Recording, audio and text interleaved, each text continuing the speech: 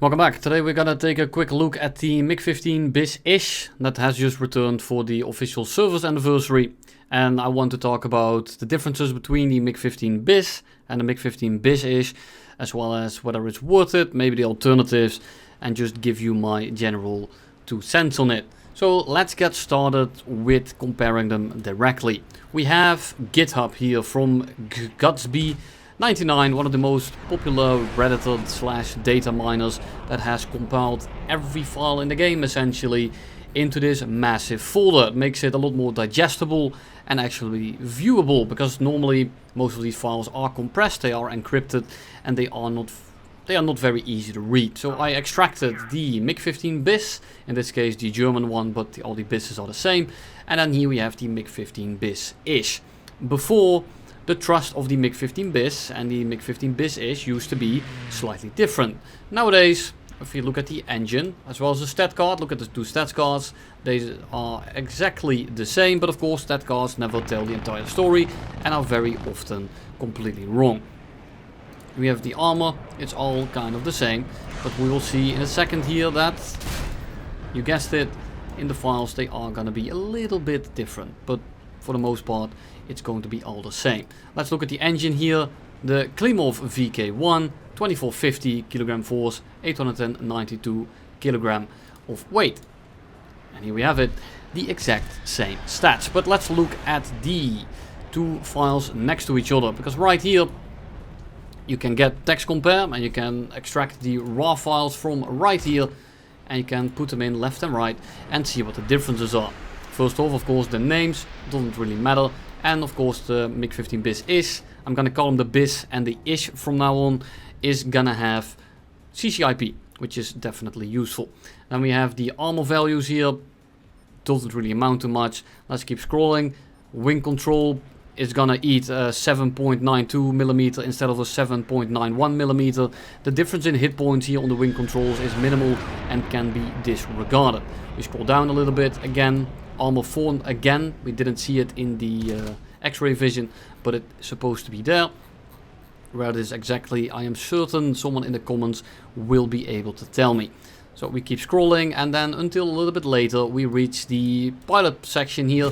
Not entirely sure what this means. It's probably something about the model, maybe in simulator that it's a slightly different position, but again, this is not going to impact flight performance. So yet again we can keep on scrolling, and then we have the weapon systems. Of course the bis will have napalm bombs and the ish will have more ordnance altogether.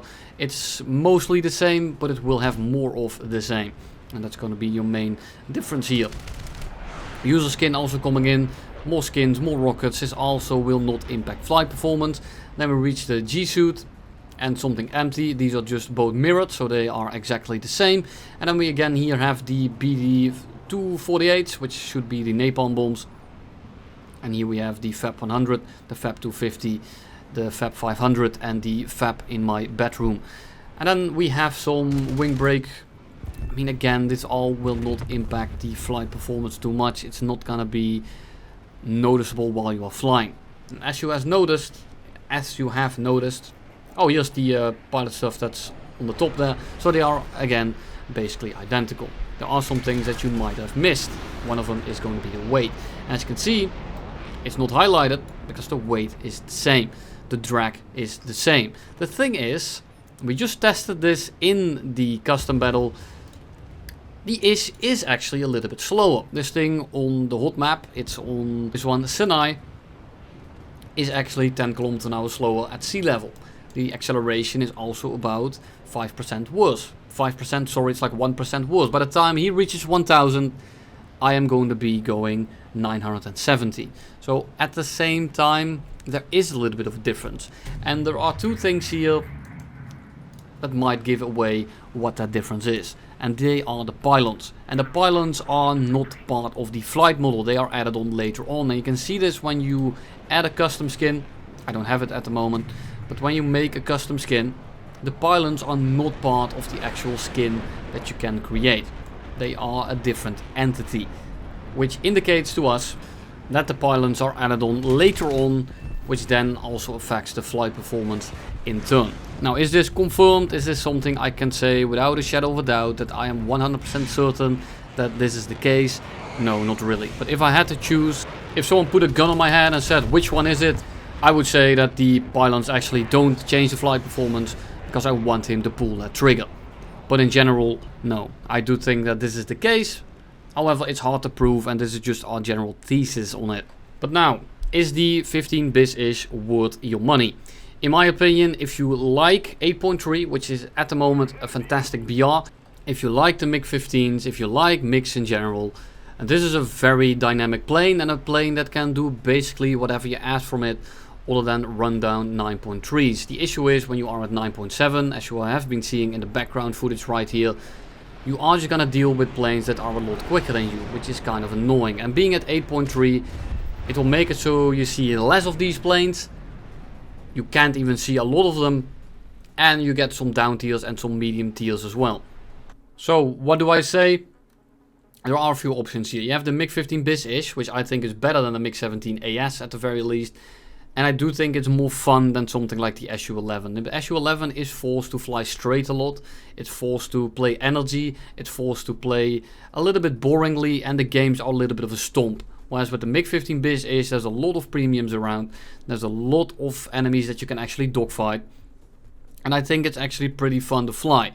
And I can't believe I'm saying this, because back in the day I swore by the fact that sabers were better and I hated the 15bis.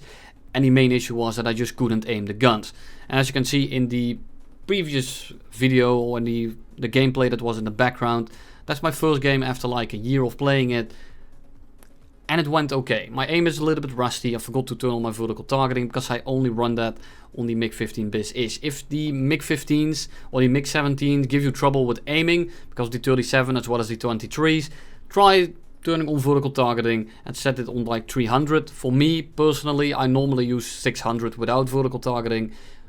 Only on the MiG-17 and the MiG-15, it just makes sense to me. Don't ask me how it works, it just does for me. If you are struggling with aiming these vehicles, then just try to switch it up with the vertical targeting. See if it kind of helps you make it click, and maybe in the future you can turn it off again. But again, I turn these two on only on these two sets of planes.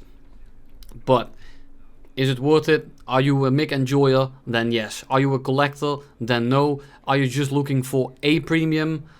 Also no. But again, it's going to be a good grinder. The bonuses here are very good. And it's going to be up to you. If you think you are going to be enjoying it, it is enjoyable. However, looking for straight bang for your buck money, I think that the MiG-23 ML, which is almost definitely going on sale in this winter, you're going to get a rank 7 premium for 35 bucks. And let me tell you, the MiG-15bis is not 33 bucks. It will not be that cheap. So it's going to be up to you. Personally, I would say be a little bit patient. However, if you are looking to buy something, feel free to use my discount code. You support me, you get a decal, and you get a bit of a discount, and everybody wins basically. And that's all I have for you today. Thank you all for watching. For tomorrow's or the days after videos, we are gonna be taking a look at a plane that we are all kind of familiar with. People have been asking about it. It really likes breakfast, and Spitfire knows all too well which plane I am talking about. Stay tuned for that one, and I'll see you in the next one.